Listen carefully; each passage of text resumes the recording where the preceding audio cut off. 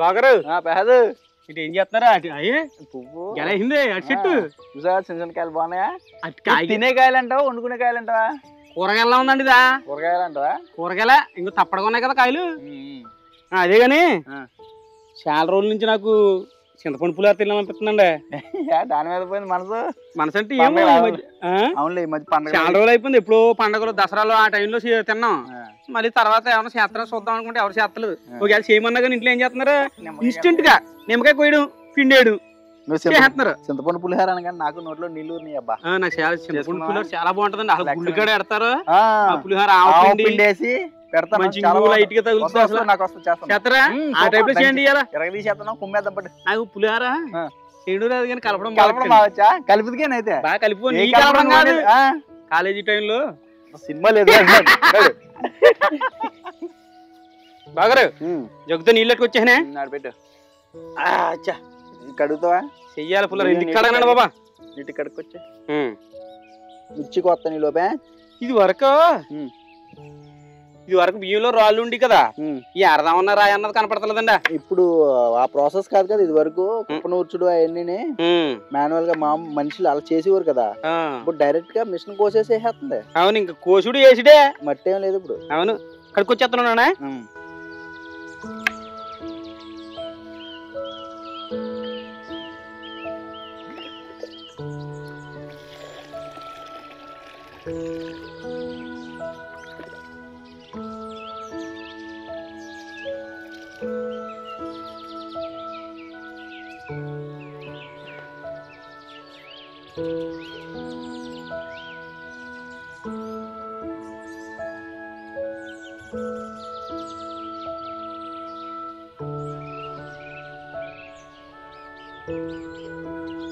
ఇవి 3 గ్లాసులు బియ్యం అండి.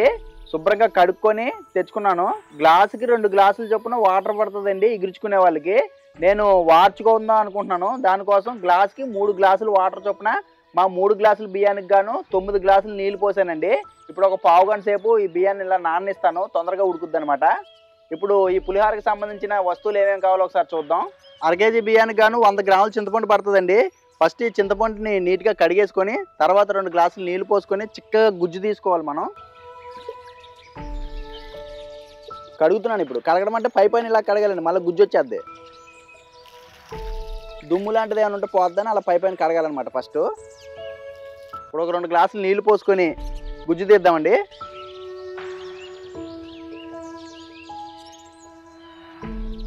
చల్లనీళ్ళు పోసుకుంటున్నానండి, మామూలు నీళ్ళే. చల్లనీళ్ళు అయితే నానబెట్టుకోవాల్సి వస్తుందండి 10 నిమిషాలు. అలా కాకుండా కొంచెం గోరువెచ్చని నీళ్ళు వేసుకుంటే కనుక గుజ్జు అమ్మటే పిండుకోవచ్చు. ఒక చల్లనీళ్ళు కాబట్టి ఒక 5 నిమిషాల పాటు నేను నానబెట్టుకుంటాను ఇలాగా. ఇవ్వండి, ఒక 5 నిమిషాల పాటు చింతపండు మొత్తం నానిందండి. దీన్ని గట్టిగా పిసుక్కొని చిక్కగా గుజ్జు తీసుకోవాలండి.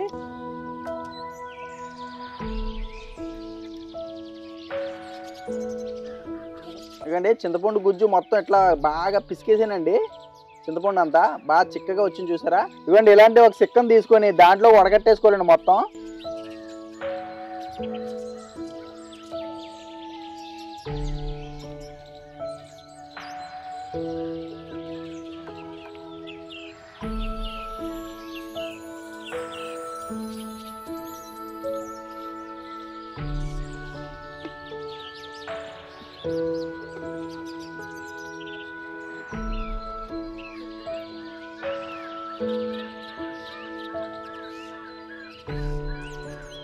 గుజ్జు మొత్తం ఇలా పిండేసుకున్న తర్వాత ఎంతో కొంత ఇలాగే మనకి గుజ్జు అంటూ ఉండిపోద్దండి. దీంతో మనం కావాలంటే ఇంట్లోకి రసం లాంటిది ఏమైనా పెట్టేసుకోవచ్చు, లేకపోతే ఇతర సామాన్ లాంటివి ఏమైనా తోముకోవచ్చు.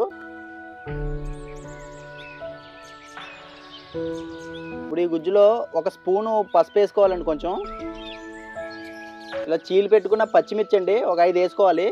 ఈ పులుపులో ఉడికిన మిర్చి భలే ఉంటాయండి తినడానికి. చిన్న బెల్లం ముక్క ఇలా ముక్కల కింద పగలగొట్టుకొని ఇది కూడా వేసుకోవాలి. ఈ చింతపండు పులుపు ఎక్కువ తక్కువ అవ్వకుండా చేస్తుంది అనమాట ఈ తీపి అనేది. ఈ చింతపండు గుజ్జులోనే ఒక స్పూన్ ఆయిల్ వేసుకొని ఈ ఆయిల్ పైకి తేలే వరకు ఉడికించుకోవాలండి. ఇప్పుడు ఈ గుజ్జుని బియ్యం ఓ పావు గంట నానియండి పొయ్యి మీద పెట్టేసుకుంటున్నాను. ఇప్పుడు పులిహార తాలింపు కోసం ఒక 10 ఎండుమిర్చి అండి, కొంచెం ఇంగువ, పచ్చెనపప్పు ఒక 3 చెంచాలండి, ఆవాలు 1 చెంచా, ఇది పొట్టు మినపప్పు ఇది ఒక 2 చెంచాలు, ఒక అరకప్పు పల్లీలు వేసుకుంటే అసలు ఎక్సలెంట్ టేస్ట్ ఉంటుందండి పులిహార. అల్లం అండి, ఒక 2 ఇంచుల అల్లము ఇలా సన్నగా తరిగి పెట్టుకోండి. ఒక 5 పచ్చిమిర్చి ఇలా కోసి పెట్టుకోవాలి. మనం ఆల్రెడీ గుజ్జులో ఒక 5 పచ్చిమిర్చి వేసామండి, ఈ ఒక 5 పచ్చిమిర్చి ఇలా కోసాను అనమాట.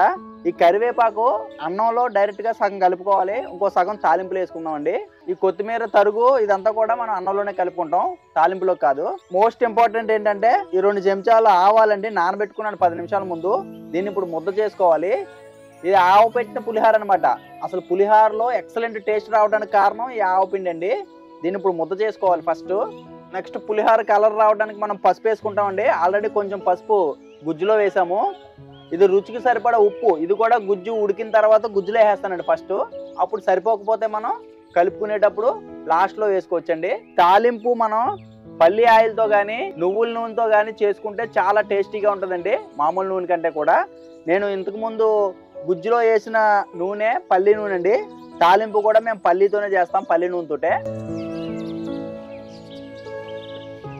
ఇలా అన్నం ఉడుకుతుండగానే అన్నంలో 2 చుక్కలు నూనె వేసుకోవాలండి. దీంట్లో ఈ నూనె వేయటం వల్ల అడుగట్టకుండా పొడి పొల్లాడితే బాగా వస్తుందండి అన్నం.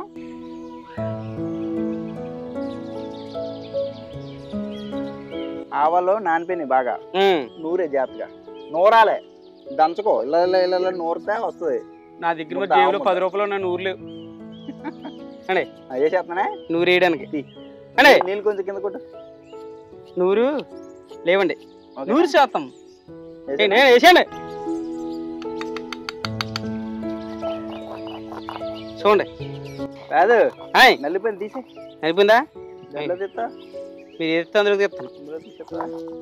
సరిపోతుంది, సరిపోద్ది. దాండే కదండి ఇచ్చారు, మీరు రావాలా? ఆవాలు దాన్ని ఇచ్చినా కొంచెం పెరుగుద్దేమో అని, ఉరుమవుద్దేమో అని. ఇప్పుడు మినుము ఎంత వేస్తాం, రుబ్బితే ఎంత అవుద్ది? ఉరుము మెరిపోవద్దు అంటారా? తర్వాత ఆన్ వచ్చేది మళ్ళీ ఎందుకు అడే. అయ్యా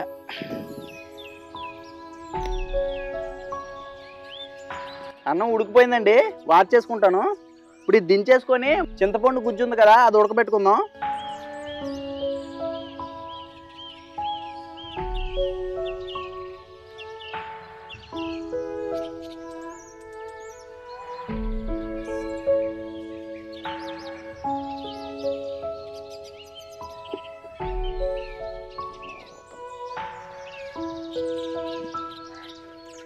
అన్నం వార్చుకుంటున్నానండి. వార్చిన అన్నం అయితే భలే టేస్ట్ ఉంటుందండి, పొడి పొడి ఆడుతూ వస్తుంది.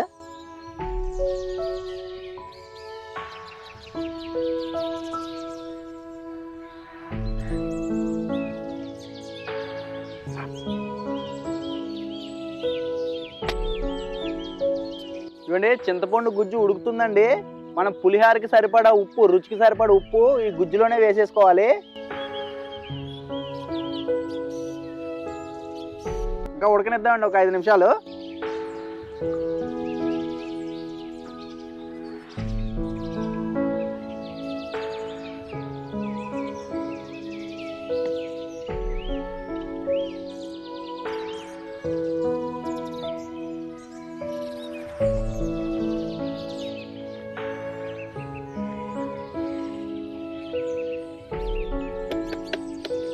ఇవ్వండి, ఎగుర్చుకున్న అన్నం అయితే కెరల కింద ఉంటుంది కదండి. ఇది చూసారా, ఇలా పొడి పొడిలాడుతూ చాలా చక్కగా వచ్చింది. అంటే నూనె కూడా వేసాం కదండి కొంచెం, దానివల్ల కూడా ఇట్లా పొడి పొడిలాడుతూ వస్తుంది. ఇప్పుడు ఈ అన్నంలో మనం ఇలా గుంట కింద తీసుకొని, అన్నం వేడిగా ఉన్నప్పుడే మనం ఇలా నూరు పెట్టుకున్న ఆవు ముద్ద అండి ఇది వేసేసుకోవాలి దీంట్లో. ఆవు ముద్ద తర్వాత పసుపు వేసేసుకోవాలి, తరిగి పెట్టుకున్న కొత్తిమీర వేసేసేయాలండి దీంట్లో. కరివేపాకు కూడా కొంచెం వేసుకోవాలండి, తాలింపులో కొంచెం వేయాలి, పచ్చిది కూడా కొంచెం వేయాలండి, బాగుంటుంది. ఈ పచ్చి కరివేపాకు మంచి సువాసన వస్తుందండి చక్కగా ఇలా వేయటం వల్ల. వేడి వేడి దాంట్లో వేసాం కదా, ఆ వేడికి దిగుద్ది అనమాట. దీంట్లోకి 2 స్పూన్లు పల్లి ఆయిల్ కూడా వేసుకోవాలి.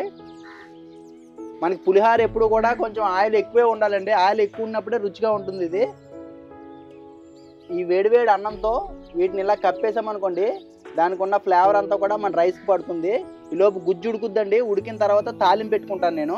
అప్పుడు ఆ గుజ్జు, ఈ తాలింపులు ఇవి అన్నీ కూడా కలిపేసుకుంటే మనకి పులిహార రెడీ అవుద్దండి.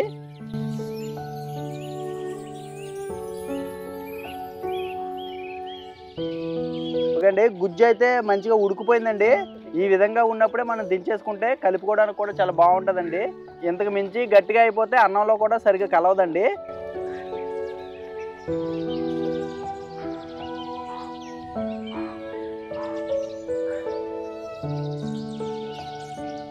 ఒక 2 స్పూన్లు పల్లి ఆయిల్ వేసుకొని తాలింపు పెట్టుకోవాలి. ఇప్పుడు ముందుగా పల్లీలు వేసుకొని వేపేసుకుని పక్క తీసేసుకుందామండి.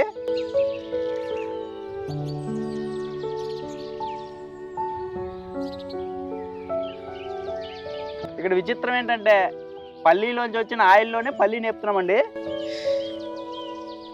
పల్లీలు వేగిపోయినాయండి, తీసేసుకుంటున్నాను.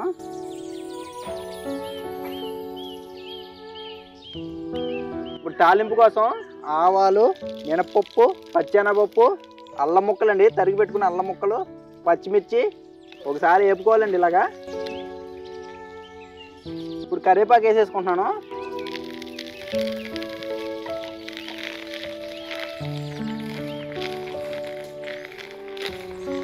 ఈ ఎండుమిర్చి ఒక 2-3 తుంచేసుకుంటానండి. మిగతా ఇలా పొడుగ్గా వేసేసుకుంటున్నాను. ఇవి కూడా వేగిన తర్వాత దింపేసుకొని చక్కగా పులిహోర కలిపేసుకోవడమే తర్వాత. ఇక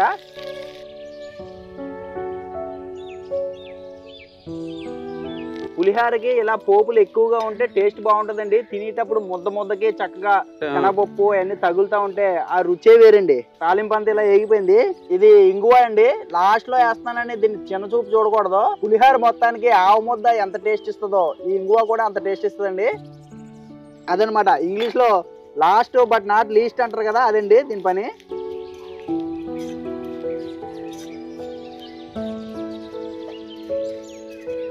పోపు ఇలాగా చక్కగా వేగిపోయిందండి. ఇప్పుడు ఇదంతా తీసిపోయి మనం అన్నంలో వేసేసుకుందాం.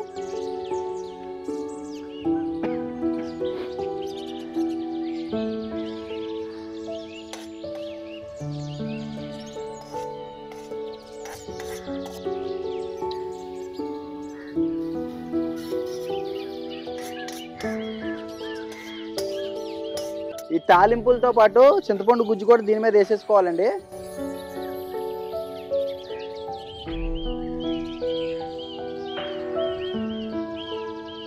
ఇవన్నీ వేడివేడిగా ఉన్నాయి కాబట్టి గరిటతో కలుపుకుంటున్నానండి, లేకపోతే చేయితో కలుపుకుంటే భలే కంఫర్ట్గా ఉంటుంది.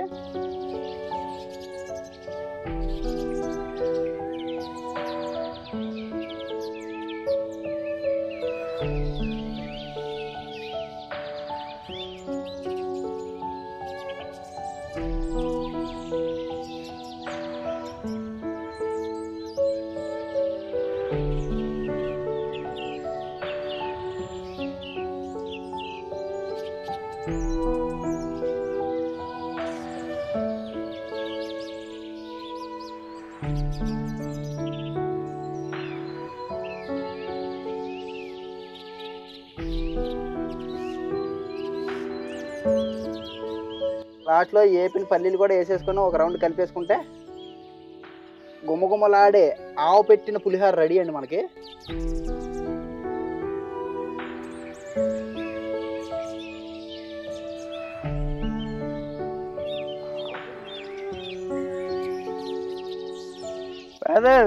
పులిహోర రెడీ.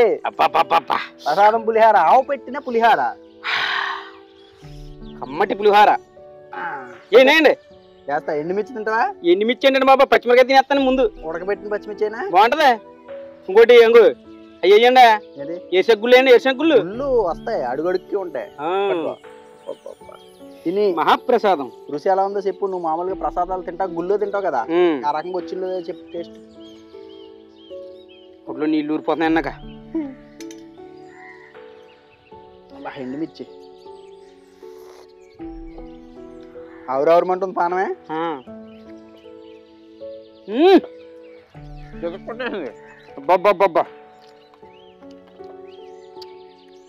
గుడికాడ పేదం గుర్చేసారన్నాక సేమ్ అలా ఉంది. ఎక్సలెంట్ కుదిరిందండి. ఎంత టేస్ట్ ఉందా. ఆహా సూపర్.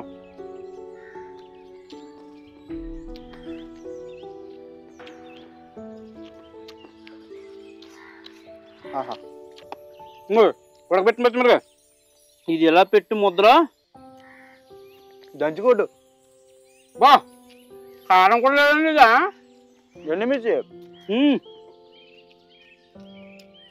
ఆవు పిండి ఇంగువ ఫ్లేవర్ అయితే అసలు సూపర్ అండి, మామూలుగా లేదు టేస్ట్. పులుపు కూడా కరెక్ట్గా సరిపోయిందండి. 1/2 కేజీ బియ్యానికి గాను 100 గ్రాముల చింతపండు వేసాం కదా, సూపర్ అనమాట. అసలు నా భూతో నా భవిష్యత్తు. అబ్బాబ్బా ఇంకా మాట్లాడాలంటే ముందు తినాలి. ఆవురావు ప్యాన్ అందాక నుంచి ఎప్పుడెప్పుడు పుల్లారు రెడీ అవుద్దని నవ్వులుతుంటే తాలింపు గింజలు పల్లీలు బా కరివేపాకు కాదండి, అవి కూడా సమానంగా బలిగినాయి మొత్తమా, అల్లం మాడిపోకుండా మెత్తగా ఉండకుండా. అల్లం ముక్క కూడా అంత టేస్టీగా ఉంది. అల్లం ముక్క కూడా ఎన్నాళ్ళు కలిగి ఈ రోజు నెరవేరినట్టుంది నాకు. ఎన్నాళ్ళో వేచిన హృదయం ఈనాడే మొదలవుతుంటే అన్నట్టుంది. అదండి ఆవు పెట్టిన పులిహార అండి, ఎక్సలెంట్ కుదిరింది. మీరు కూడా మీ ఇళ్లలో జరిగే పూజలకి దేవుడి ప్రసాదానికి ఎప్పుడైనా చేసుకోవాలనుకుంటే కనుక ఈ రకంగా చేసుకొని పెట్టి తిని చూడండి. అసలు ఎక్సలెంట్ టేస్ట్. పులిహారలో కల్లా ఆవు పెట్టిన పులిహార అనేది ప్రత్యేకం అనమాట, చాలా రుచిగా వచ్చిందండి. అదండి తింటే వదిలిపెట్టరు అంతే, మామూలుగా లేదు. మరి వీడియో నచ్చితే లైక్ చేయండి, మా గోదావరి ఇంటి రుచుల ఛానల్ సబ్స్క్రైబ్ చేసుకోండి ప్లీజ్ ఫ్రెండ్స్. చాలా బాగుందండి. బాబా